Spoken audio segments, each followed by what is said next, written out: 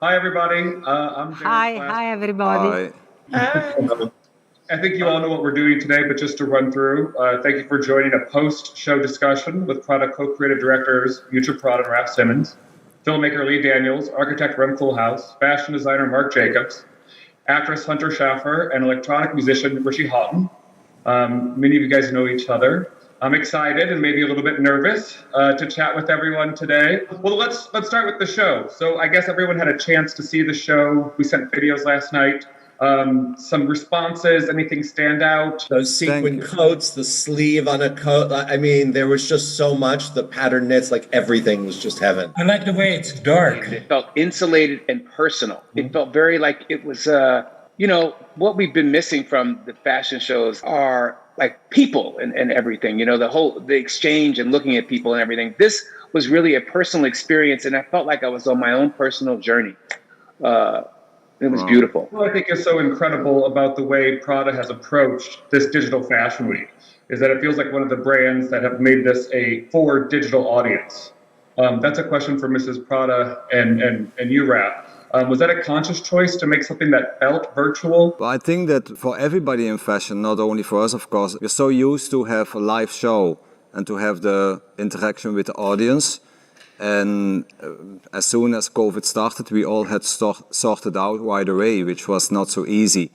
And I think coming to previous First Man show and this show, we talked a lot, Miuccia and I talked a lot with Rem and the team about how can you still transport that kind of feeling that it looks like a show, but it's also not just filming a show. Besides that, I think we wanted this space to physically almost relate very much to the clothes and to the intentions we had with the collection. That's why there was a very strong relation between the actual space, psychologically and physically, and the collection. Every show has a degree of premeditation, but also a strong degree of improvisation. So therefore, I would not say it's so much so serious, and we really played with the idea of virtuality more than earnestly approaching it. And that is the beautiful thing about fashion, that you can always play. But for sure,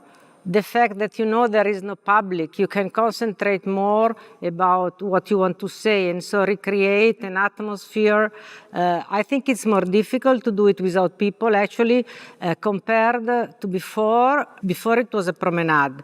Like this is much more difficult because you have to do the show and after edit and try to find out something that makes sense as a piece of work, not just as clothes passing by. Of course, we will go back to reality, but I'm sure we will find a way that this shouldn't be lost because, okay, it was much more effort, but much more interesting, and probably at the end we will have to do both. And though not as they both are exciting in their own way, but this is, I could understand this, Prada, how difficult this was for you because the detail, you're never taking your eyes off the clothing. You are focused, laser focused on not the celebrities and not the beautiful people and not all of that, but you're focused on the work. Has it gotten easier working together in this process, or? Yes, it got easier. And I think it was very difficult in the beginning as well because it's so different when you do something like this or when you film the show, the actual live show. There were some very beautiful shots that started as close-up from the back.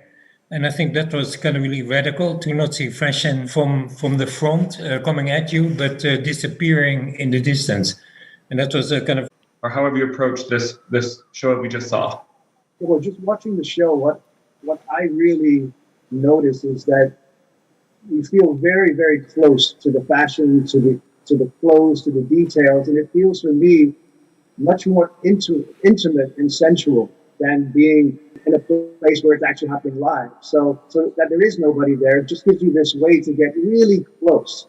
And that's what I have to think about when I'm making the music because, you know, I'm there to support what you're seeing. And when you have those very intimate, you know, close-ups, I have to kind of just sit in the background and support that and just give a kind of touch of the feeling that Raf and this Prada are trying to project with their collection. It's also in terms of music, I think it's an important thing to say because it's also a different experience because you have to watch out in a video cut from, let's say, something between 10-15 minutes to not lose the energy. I also have to say that's not something we really talk so much about. We talk more about what the feeling should be of the music. But the fact that you succeed so well with building up the energy, you know, like the energy never got lost, and I think that's such a huge help for the movie, for the video cut also. Yeah, well, all these things are so symbiotic, you know, and as you know, like I'm working on the music as you're filming and as you're editing, so there's a certain amount we can kind of play with as things are developing. But again, I'm kind of giving a framework, like Ren's architecture, that, you know, we're there to support everything that is being filmed and all the beauty that is the show and the collection. We'll get back to the conversation around collaboration. The easiest question to kick off with is one we talked about a minute ago with Lee, who collaborated with Prada on the costumes for his recent film, The United States versus Billie Holiday. Lee, why did you think that Prada would be such a great partner for that? I just, outside of the the work, which is spectacular. And I think that she's a strong woman. So just Billy was a strong woman, and just that in itself is just the fact that they're two strong women, you know. And I was a little nervous about asking her about it because I knew that she's an artist, and she takes it shit very, very seriously, as I do, and I knew that that would be commitment. But I didn't think of anybody else that'd be able to sort of bring Billy's style to life the way Miss Prada could. Well, Hunter, this is probably a great segue to you. We're so thrilled that you're here today, too, partly because fashion and makeup were such a big part of Euphoria. Did that show make you rethink the impact that style has in creating characters and also in real life?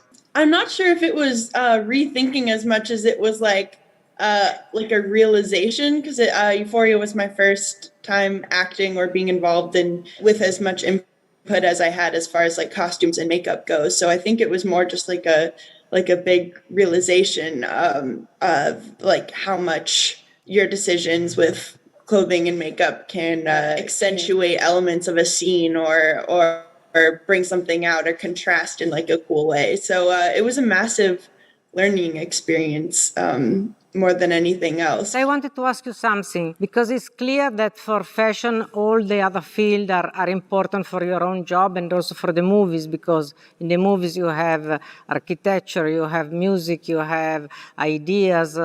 But which are the disciplines that are more relevant for you doing music? I don't know, sociology, I don't know.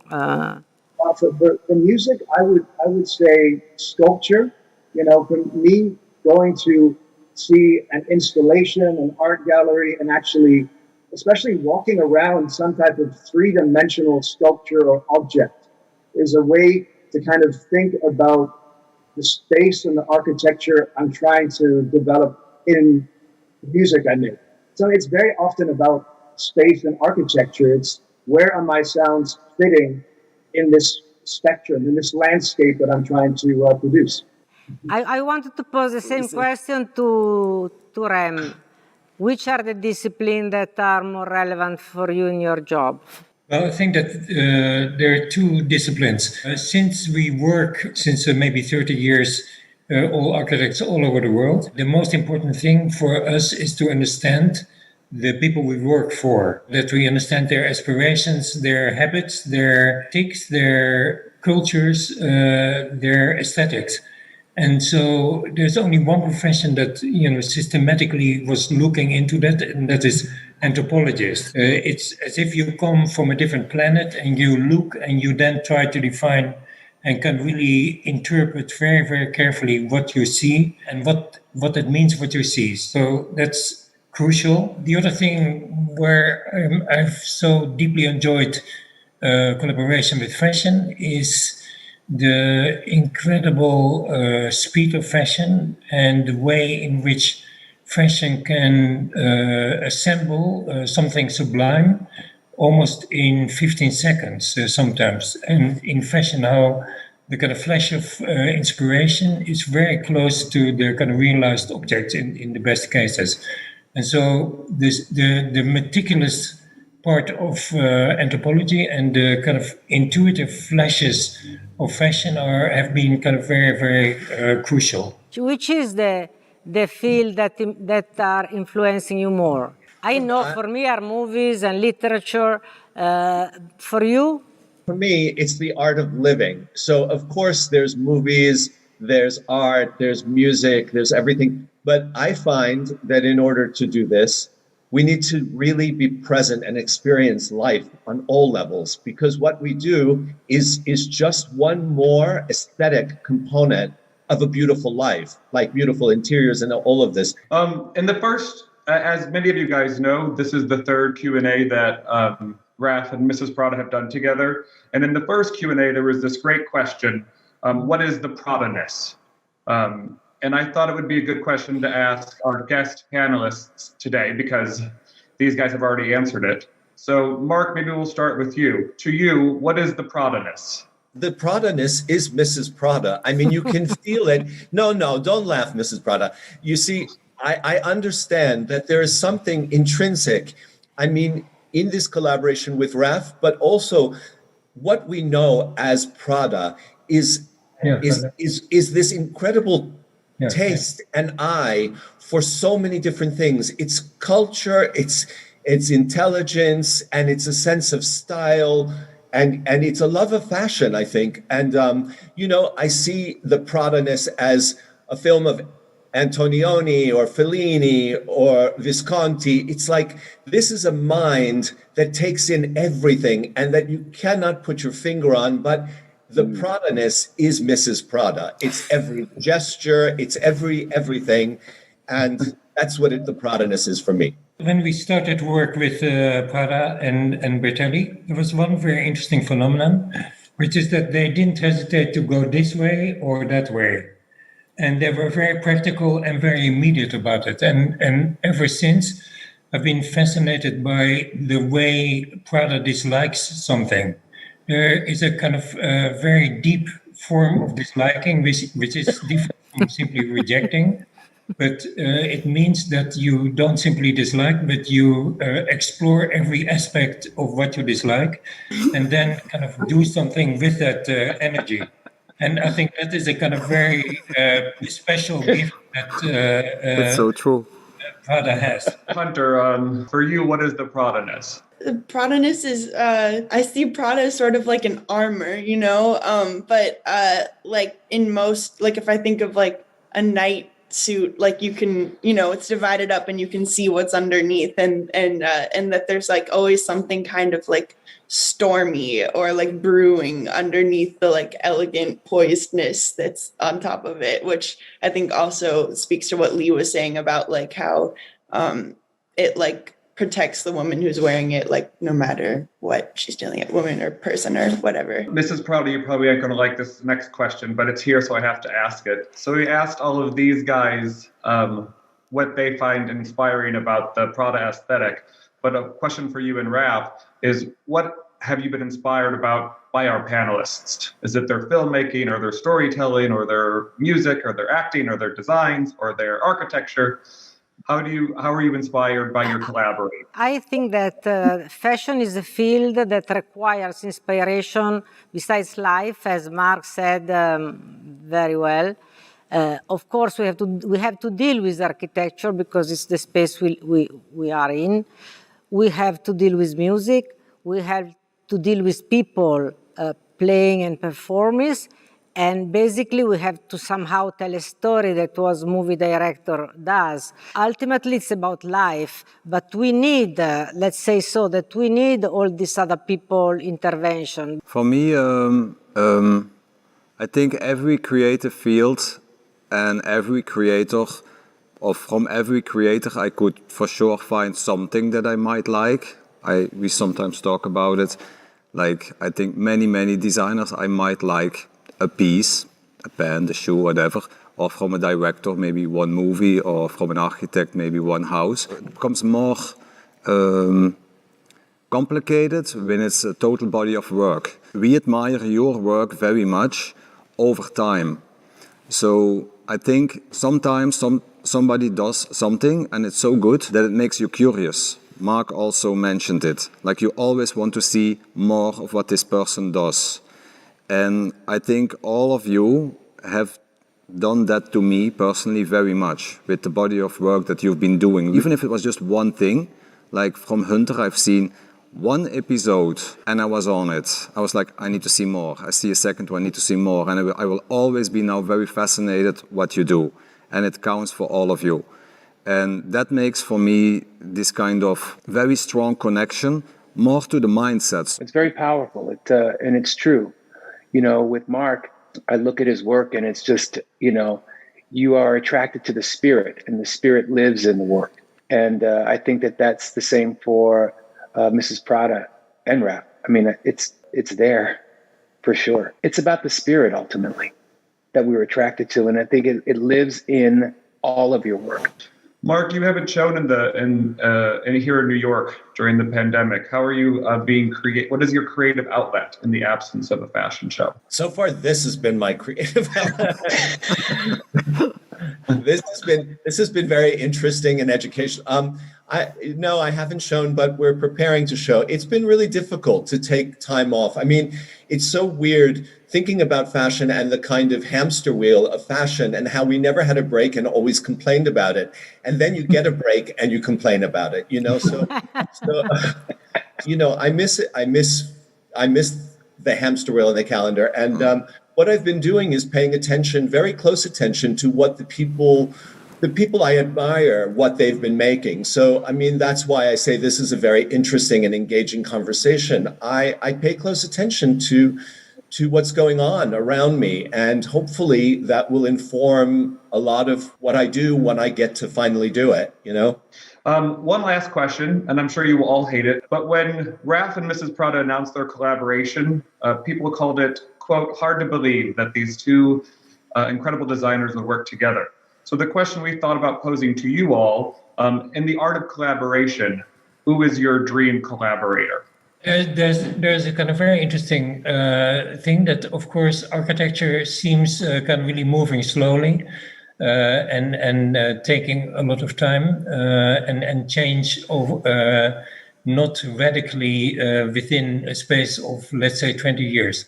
But in kind of recent times, of course, global warming is imposing kind of rather suddenly, on architecture a kind of really, really drastic necessity to change, where we have to throw literally all our priorities overboard because there is a certain urgency. And we've been waiting for urgency for a long time, but now we have it. For me, that has been a very exciting experience kind of recently, because suddenly I was working with scientists, and suddenly I was working with kind of people who had very little sense of aesthetics, very little kind of patience for formality, and who were in a way in a position of authority because they could say what needed to happen. But basically in that pressure, I was also able to kind of really refresh parts of me that needed genuine refreshment because it was a totally new territory. And so I think we all need collaboration all the time, but it's particularly exciting if it's about a collaboration that lets you enter a site of a place where you've never been before. I totally agree, and I think that it was this meeting we spoke about kind of light matters, but in this moment, the questions that really are moving are so many, so relevant political points that those are the ones that actually are the most challenging. For me, for instance, the idea that the responsibility of an industry to behave well, to contribute to change, and really being involved on all the matters from diversity, gender, the ecosystem, and so on. You really have to be involved and really have to be active. And I say, of course, we will not able to solve the problem, but I really believe that it's so important in this moment to really push on those subjects, because if those subjects does a step, we are safe. We have all really to be proactive, responsible, and in that sense, that is the most new thing. When I collaborated with Billie Holiday, it was connecting to her and listening to her voice and really doing her justice, because I don't think that people understood. So it's important that you shed light. We're all gray. The world is gray. What you see is not necessarily what you see. And so collaborating with old spirits, I think, is and giving shine to my ancestors is an honor for me. Okay, great. I think we've done it, and I think we did a good job. Thank you. Thank you very Thank much, you. everybody. Thank you all for joining. Thank you. Thank you. Thank you. Bye. Thank you. Thank you.